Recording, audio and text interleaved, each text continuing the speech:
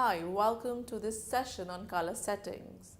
Photoshop gives us the flexibility that we can set the colors we want to work in. So let's go ahead and see how do we do this color settings. So basically, like I've told you in lots of tutorials that we've already done, that we have the different color modes. So we have the CMYK for printing, the RGB which is for default.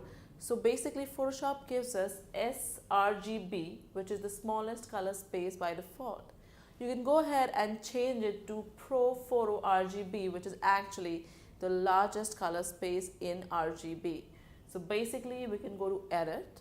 Under it we have the color setting option, and herein we can change and we can make the default color setting according to our wish. And whenever you open an image which is actually not matching your profile, color profile, it asks you that do you want to continue or you want to convert it to the actual working space. So let's go ahead, dive into Photoshop and learn how do we edit our color settings or profile.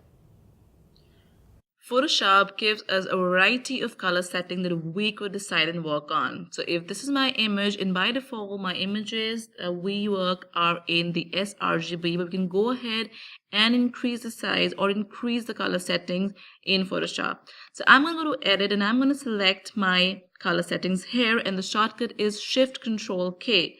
And now when I have my color settings, I can go ahead. So you can see by default it was sRGB, which is the smallest workspace for the RGB. I can go ahead and select my Pro Photo RGB, which is the biggest size for the RGB color settings. And I can also hit on ask when opening. And now when I open an image in Photoshop which has a mismatching profile, it's going to ask me that do you want to continue or you want to change and work with the changed color settings. So this is all about color settings, that you can go ahead and change your color settings. And apart from Pro Photo RGB, there are a variety of color settings that you could choose and start working on it. Thank you, and stay tuned for watching more videos on Tutorials Point in Photoshop.